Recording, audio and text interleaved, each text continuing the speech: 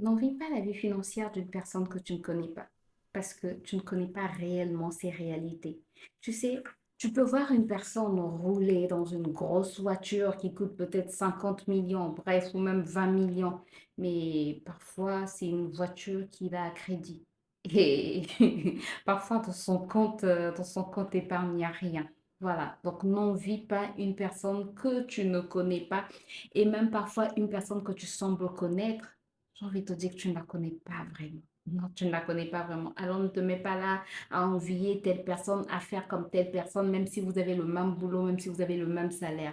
Parce que tu ne sais pas ce que la personne fait en dehors du travail, quand vous vous séparez, quand elle est loin de toi. Donc n'envie jamais la richesse d'une personne. Travaille pour atteindre tes objectifs. Travaille dur de ton côté. Investis. Épargne et tu vas voir que toi aussi, tu arriveras à atteindre tes objectifs. Même si c'est pas de la même manière, même si c'est pas au même niveau, même si tu n'es pas comme l'autre. De toutes les manières, tu n'es pas appelé à être comme une autre personne. Tu es appelé à être toi. Quels sont tes objectifs? Tes objectifs ne doivent pas être définis par rapport à une tierce personne.